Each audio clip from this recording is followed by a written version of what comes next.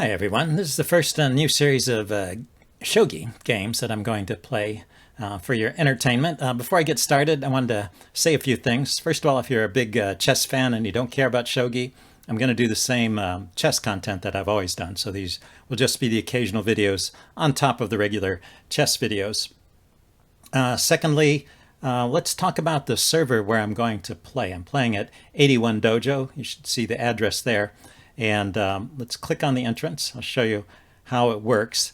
This is a very convenient server. It all works through the web browser and takes a minute to load here. You do need to make sure you've got a modern browser. And if you want to play on the phone, on your tablet or phone, then you can get an app for it too. Just look up 81 Dojo in the App Store. Now you can register yourself, and then you have a name that you can use, and it will keep track of your rating, and we'll get to that in a bit. Yeah, before we play the game, I'm doing an introduction to the site here. So you can log in as guest without any registration at all and just go and play a game, and that's what I'm going to do this time. And so here's the main screen, and you can see there's actually a lot going on here. On this side, these are all the games that are in place. So if you want to watch a game, you can double click. Let's see, here's a 4-dan facing a 6-dan, so this would be a very high level game.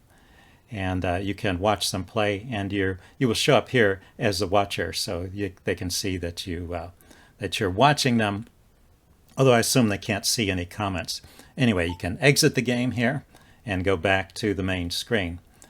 And the highlighted name over here, this is my name. I'm guest C4 whatever. So let's look at, this is a list of players currently on the server. What I wanted to do is go, it's organized in different pages. So if we go to page 1, you'll see, and then scroll up to the top, you'll see that these are the professional players at the top, and then there are the amateurs with ranks up to 7-dan, which is really strong. You drop down to 4-dan, then you go on to page 2.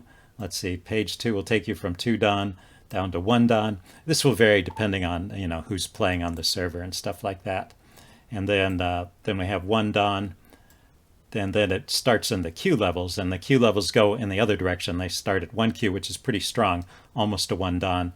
And then as the Q numbers increase, your level decreases.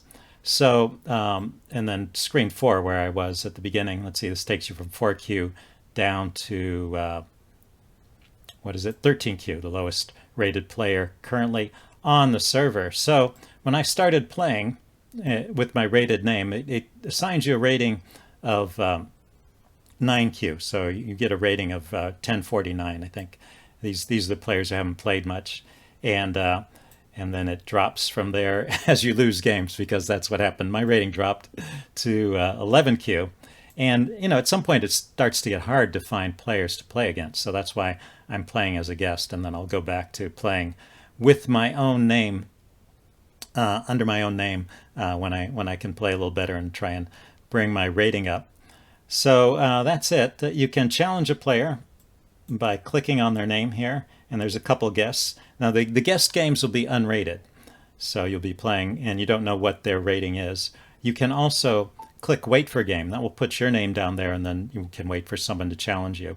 But what I'm going to do is I'm going to click the first guest on the list. You double click and then say challenge and see if we can get a game here. They don't always respond to challenges, so it'll time out after a little bit. Let's wait and see what happens here.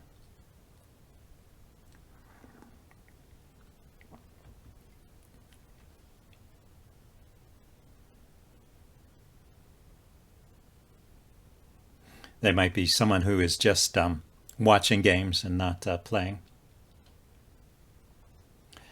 Okay, communication could not be established. Challenge is canceled. So let's try the other one. Double click on the name, hit challenge.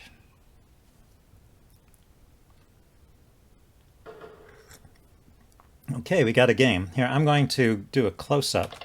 So we are going to, and then let's do a greet. Where's the greet button again? Here it is. There's a greet button in the lower right. Onegaishimasu, and then I'll make a move. It looks like I get to play the first move. You click on the stone, or the piece, and then you move it forward and drop it by clicking a second time. So I'm playing a, and he opened up a line for his bishop. I'm pushing the pawn that's in front of my rook. So I'm going to be playing static rook opening, so I'm going to keep the rook here. Notice he put the bishop here to stop me from pushing my pawn forward one more spot. So I'm going to start maneuvering my generals here. So bring the gold general up to protect the bishop and the pawn in front of it. I think that's the key point there. And then here I'm going to push this pawn that's blocking my bishop. So now the two bishops are facing each other. And he declined to trade bishops by pushing this pawn forward.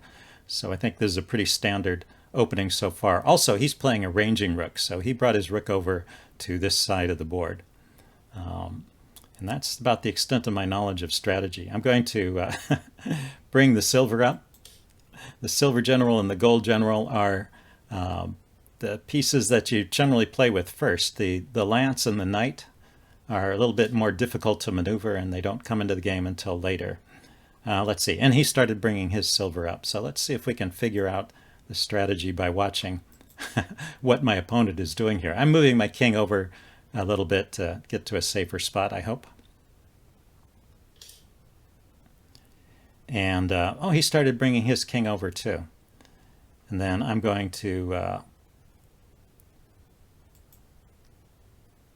move my my other gold general to the center here. So all these pawns are defended now, except for this one. Notice that this pawn is loose. It's a little bit hard to get used to, but pawns only defend or attack in the straight ahead direction. So this pawn is loose. Nothing is defending it. I can move a bishop, or I can move the silver general here in front of the bishop to defend that pawn if it comes under attack. So what has he done? He's brought up a gold general. So I'm going to try and get my silver general into the attack. Generally, you keep these generals around your king, and then you send one of the silvers out for an expedition. What to do here?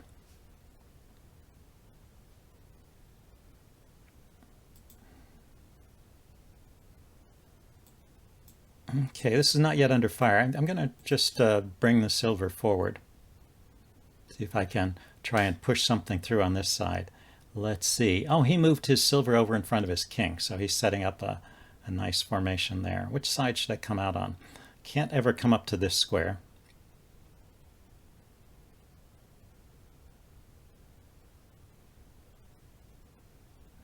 You know, one thing I could do is put the silver here and then bring this pawn forward and trade it off for the pawn in front of his bishop. So something I'm going to try. What did he play? Okay, he moved his king all the way over to the second rank here, so he's getting his king to a very secure position. I'm pushing this pawn forward.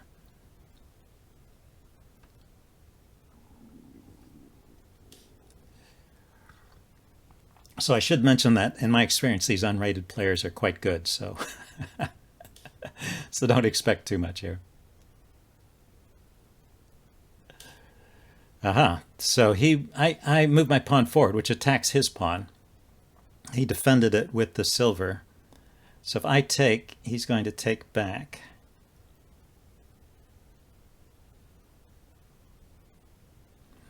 Then I have a pawn that I could drop back in that spot, but I could also move my rook over here.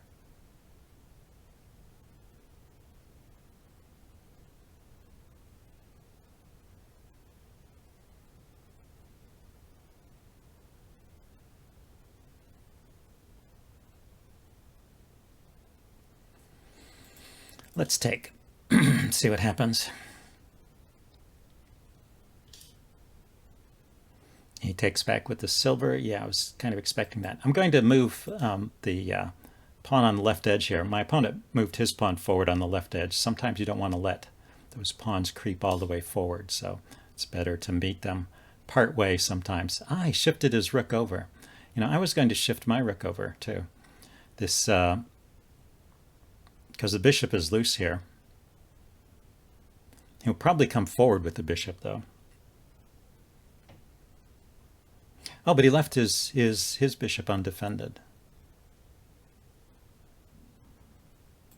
Oh, let's attack it and see how he defends. Maybe he will drop a pawn there.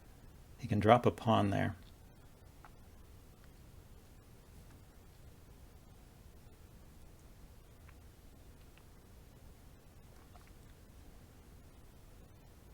I can drop a pawn there too and then push it forward. It's illegal to have two pawns in the same row, so you have to be very careful where you drop your pawns, but we cleared out this column of pawns, so there's no pawns there. And my rook, it's hitting his bishop, and if his bishop moves back, I can actually take, hitting his silver, and if his silver moves back, I can take his bishop, which would be good for me. And I can promote. When you move your piece into the enemy camp, you promote.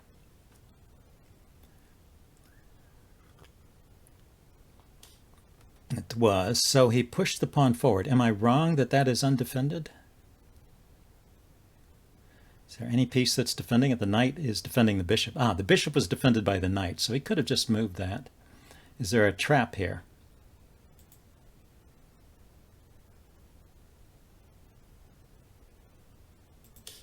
I don't see it. I'm going to take that silver. He is pushing forward. Okay, so he's attacking this pawn, and he's got a rook behind it. So I can drop my rook back to defend that pawn. Silvers can't move sideways. They can only move diagonally backwards, or they can go forward to all three squares in front.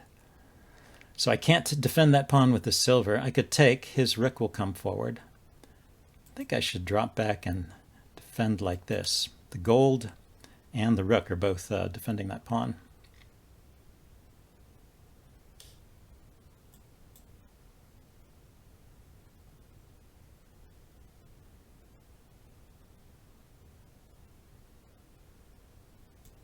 His bishop is hanging too. The bishops are opposing each other. That's his idea here.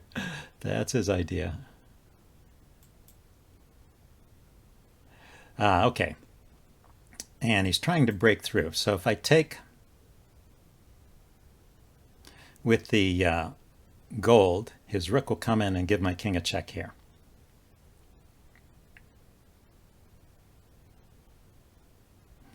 So how about I take his bishop now? Then he takes back with the knight. And I take, he takes.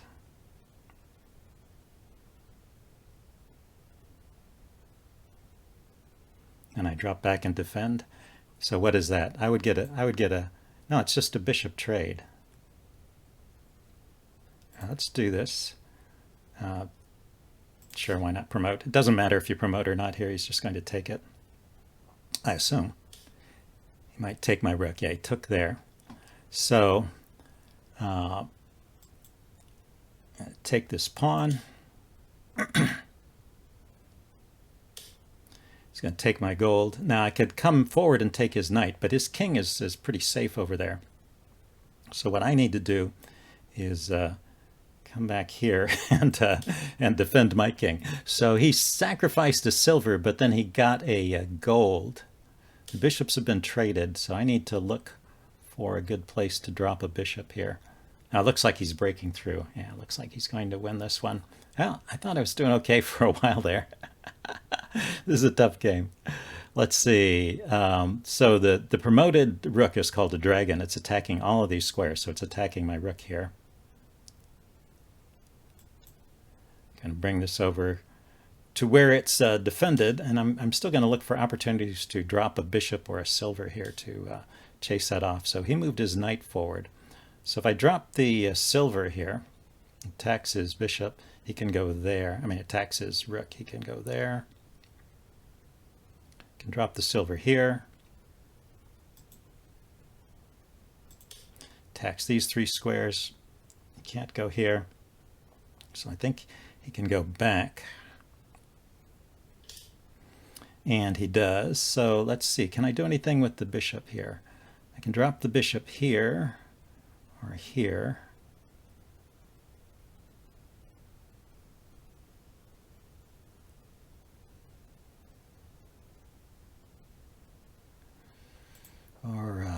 here.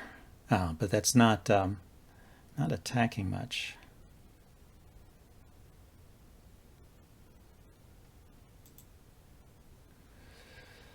Okay, let's come forward with the silver.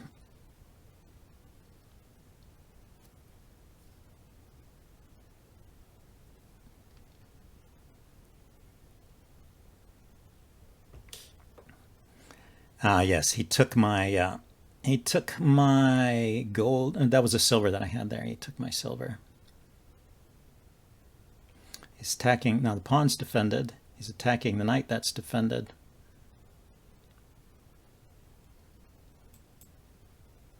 If I drop the bishop here, his knight will take it.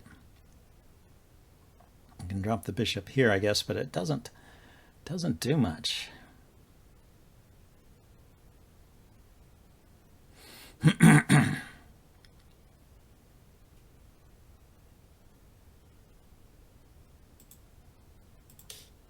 Anyway, I'm going to drop the bishop there, see what he does.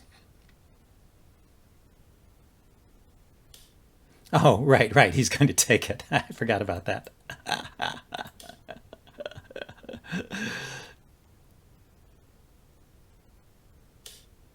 And he took the pawn there. So I'm going to resign here. I think I'm totally beat. Anyway, it does these nice Japanese greetings here. Let's go back to the full screen view there. You can see that the greet button is down here on the bottom. And one of the options you can say is thank you for the game, have a nice day. But when you resign, it says makemashita. And when you greet at the beginning, it says onegaishimasu. So you get these nice Japanese greetings. Okay, well, that's game number 1. I hope to improve, and we'll see how we do in the coming weeks and months. And I'll see you guys later. Bye.